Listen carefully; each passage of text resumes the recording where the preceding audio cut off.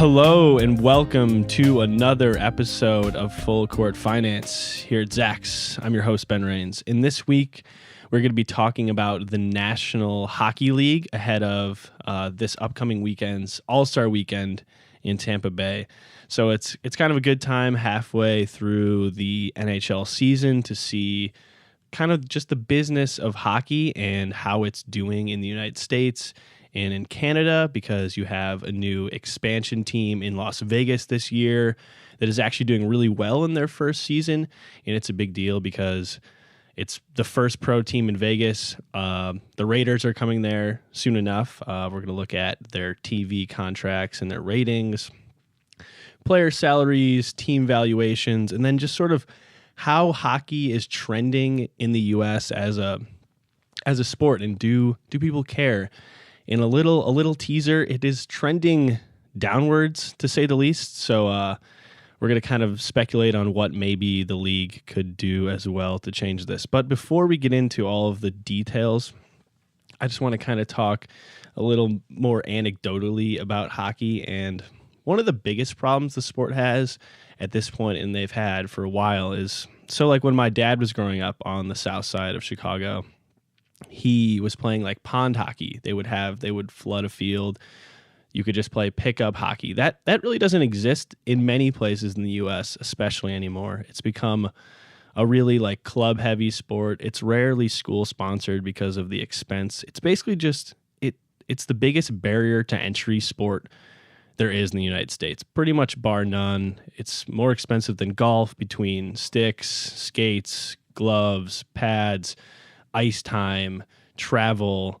It's a really expensive sport. I mean, sticks can cost $200, skates can cost $200, and this is for little kids, and you grow out of these things. So what teams in the NHL have tried to do, say the Blackhawks have done in the last year, their ownership has poured millions of dollars into a facility in the city to sort of grow the sport in communities that might not have access to hockey. Because if you don't have a young fan base that has any familiarity with the sport, never plays it, you're not going to be able to grow over the long term. And I mean, obviously you still have people playing hockey, and there is still the NHL, and there's big leagues in Europe, and it's widely popular in Canada. But if you don't have more of just the average person having any like experience with hockey, that's not a good thing. It cannot just be a really rich upper class sport, especially here in America. I can't necessarily speak to Canada or Russia or places like that where it's really big, but here in the States, it's definitely not a regular middle class sport whatsoever. And then sort of going off of that, the most recent Gallup poll, which they do every year, I think they've done it for like 80 years. The poll is your favorite sport to watch as an American. And the NFL was by far the number one sport again. That was 37% of respondents said the NFL was their favorite sport. Basketball was next at 11%. Baseball was at 9%. And then soccer came in fourth at 7%. And soccer overtook hockey in the States in 2013. And it's now 3% below soccer. So that's sort of to give people a perspective of how much of the like a national spotlight is off of hockey, is that it's now behind soccer in the United States by a decent amount. And this is kind of, again, sort of anecdotal, but if you go on ESPN.com, their tabs for sports sort of go directly in order correlating with this exact Gallup poll. So it goes the NFL, the NBA, Major League Baseball, then you have either NCAA basketball, if that's in season, or then NCAA football, if that's in season, then soccer, and then the NHL. So that's the sixth tab out of 6 sports they list, and then they have like the 7th tab is other sports, and that's where you have golf and stuff like that. So that's a little perspective of how hockey is doing, that it's trending just not in the right direction here in America especially.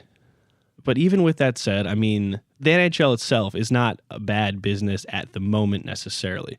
And to sort of demonstrate that, we're going to look at the TV contracts, which are actually relatively good for how non-popular it is on a national level. So in 2011, NBC Sports signed a 10-year, $1.9 billion TV deal that runs through the 2021 season. So that's about like $200 million annually for just NBCSN games.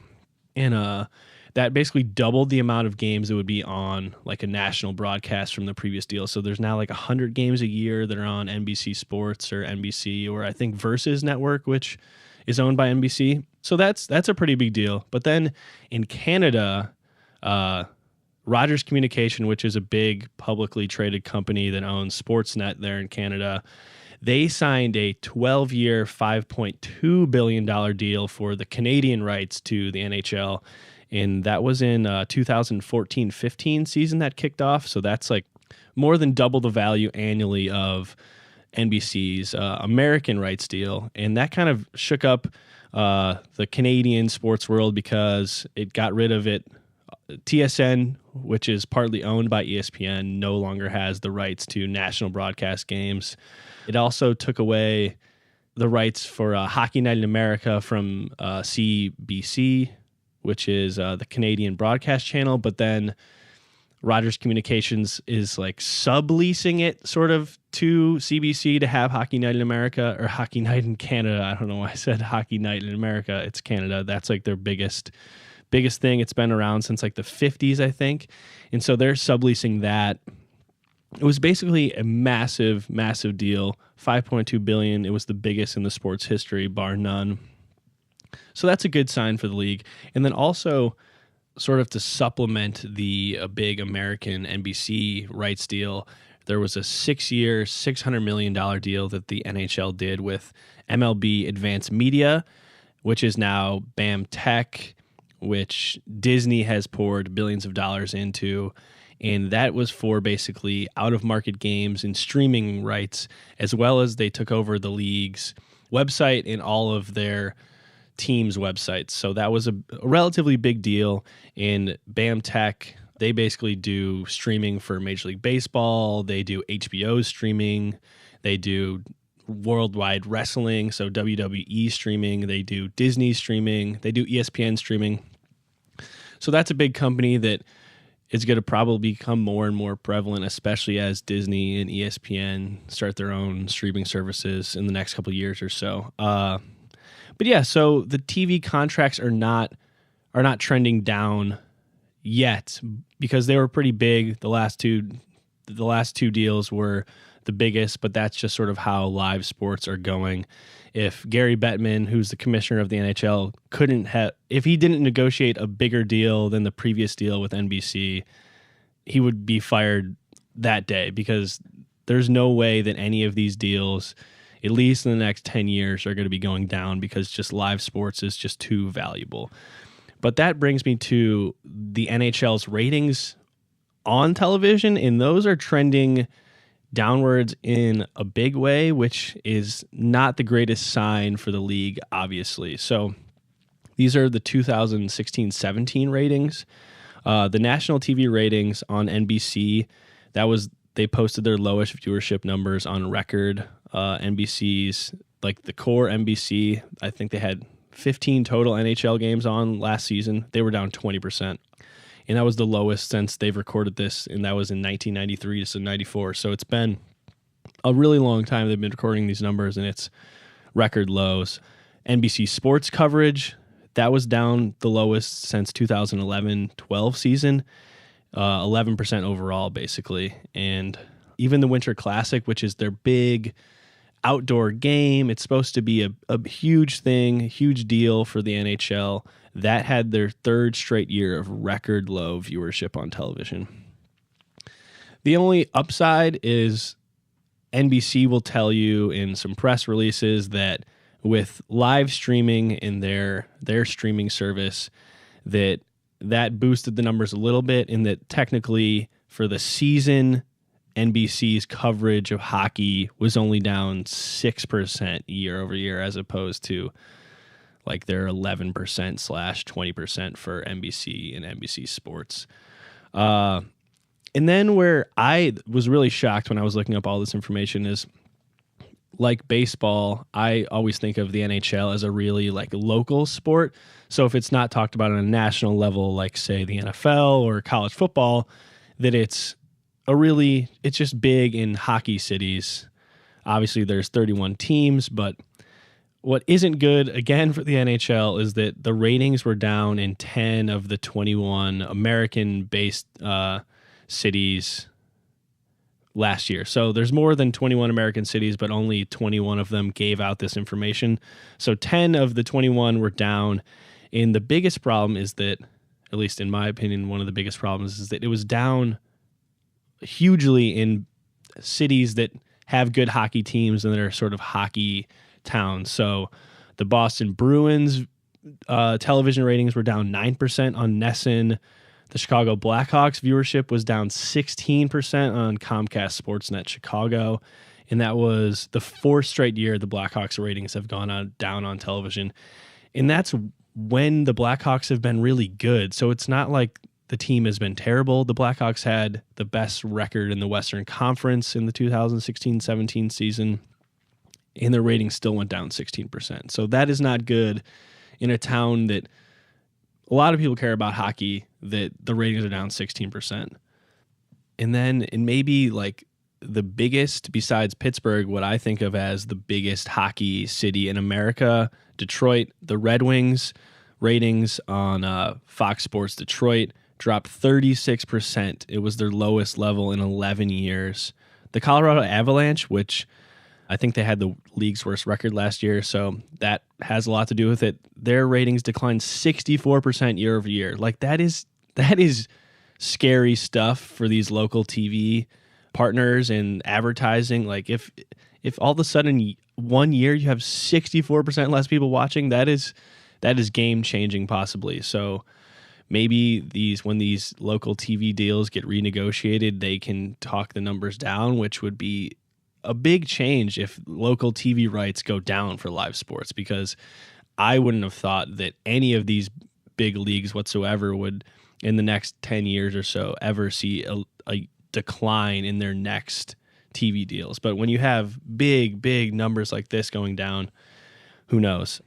The only good sign is that the Stanley Cup's ratings were actually up last year, so that is a positive. That's, if you don't know, that's the finals of the NHL, if you have no idea what's going at all with hockey.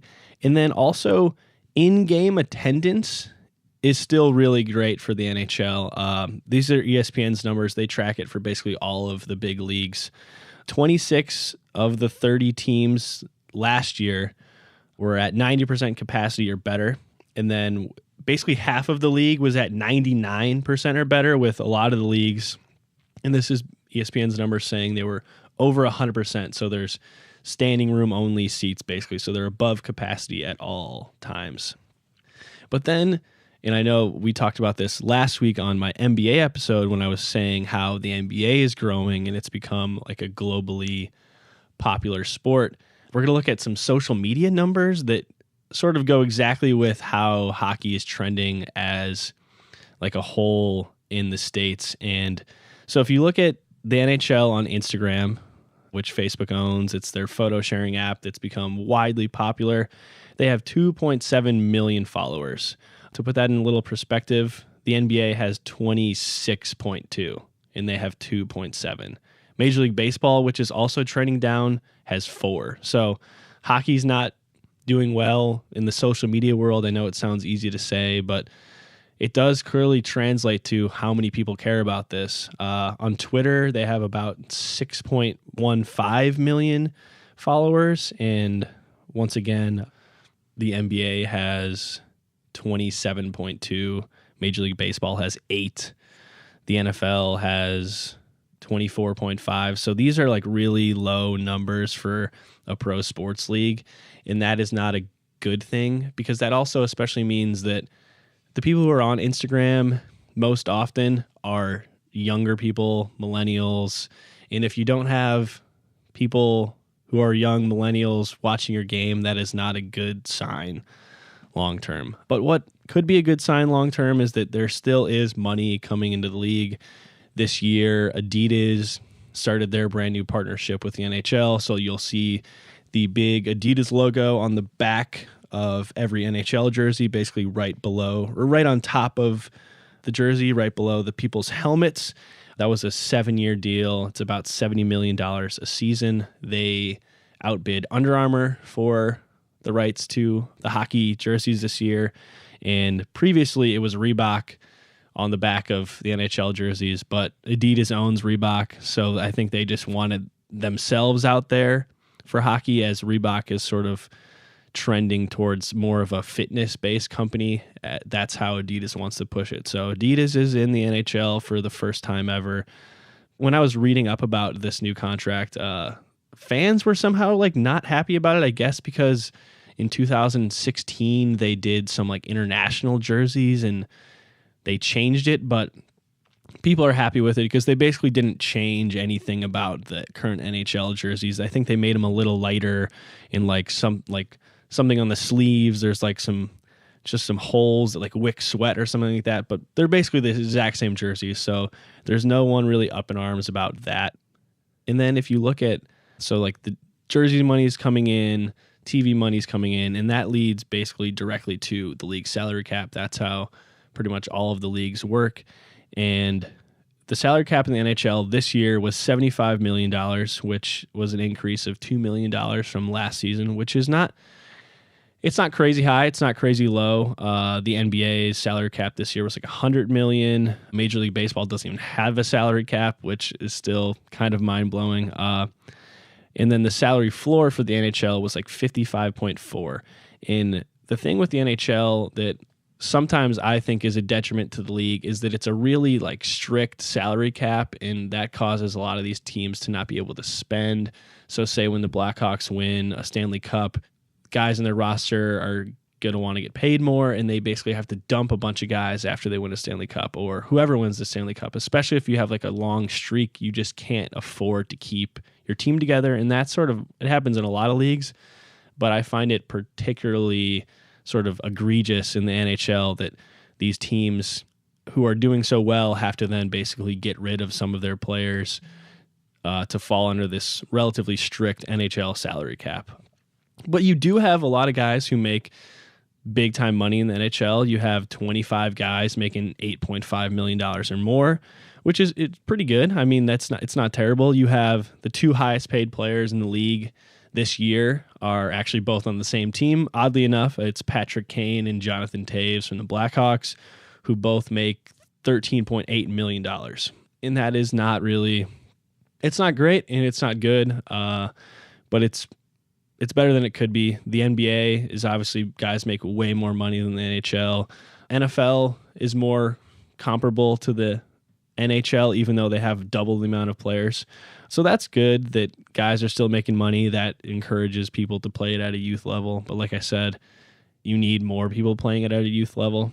But what I think to, and what I point to a lot now, is that the health of a league can sort of be tied directly to these team valuations relatively, that if those start to go down, that's sort of going to mean that TV money's not coming in, and these guys who have enough money to buy an NHL team don't think of it as at least even close to a good investment. I mean, most of these people aren't buying a team to make money, but if there's no chance you can make money, that's not a good thing. But at least the NHL's team valuations are going up. This year, they're up 15%. The average value of a team is $594 million.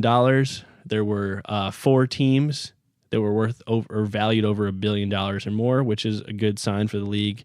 You had the New York Rangers, highest value in the league, $1.5 billion. Then you had the Toronto Maple Leafs, the Montreal Canadiens, and then the Chicago Blackhawks were the 4 teams that made over, or are worth supposedly over $1 billion. But that's basically the average value at like about $600 million is about half of what the NBA is. And oddly enough, Major League Soccer's average valuation was like $232 million. So that's slowly creeping up. And that league's only been around for 20 years, whereas the NHL has been around in its current state since like, I think like the early 50s or 60s or so. So as you can tell, this podcast is a lot of, I don't want to be talking down about the NHL. Like, I don't want the NHL not to be striving, but it's trending in a not good direction for especially the business partners of the league. And that kind of brings me to near the end of it, and you have the All-Star Weekend is this upcoming weekend in Tampa Bay. And the problem is it doesn't seem like it's really been hyped enough. The NHL All-Star Weekend is actually really fun in comparison to some other All-Star events. They have like a skills challenge on Saturday night. This year it's the Honda NHL All-Star Game and the Geico NHL Skills Challenge. But so you have like who has the fastest slap shot and like all of these different fun events for hockey fans. And then for the last 3 years, they've actually done, which is really fun. And if you've ever watched overtime hockey in the NHL now, it's 3-on-3 hockey, which is really fast pace, just wide open ice. And that is now how the All-Star Game is. And it just doesn't seem like it's been marketed as well as it could be. Actually, if you just Google search NHL All-Star Game, the top Google bar search just says like TBD. It's just not a good look for the league that it's not widely accessible, available information for what should be a huge marquee weekend with casual fans tuning in to watch sort of the best players in the league on Showcase. But what might actually be good for the league this weekend is that there's a little controversy, and sometimes controversy is not bad. They have Kid Rock performing at the halftime during I don't know which period it is, but it's halftime on Sunday. He, I guess, has become a controversial person. I didn't know that. Some of his political stances, which I don't want to get into, but controversy might not be bad for the NHL right now, even if you're come on one side or the other of his political views. That could be a good sign. But to kind of wrap this up, another good thing for the league is that they added a team. There were 30 teams. There's now 31. There is a new team in Las Vegas. It's the Las Vegas Golden Knights. They're playing in a brand spanking new, almost $400 million arena, the T-Mobile Arena. It's right off the strip in Vegas. I've looked at pictures. It's a gorgeous arena.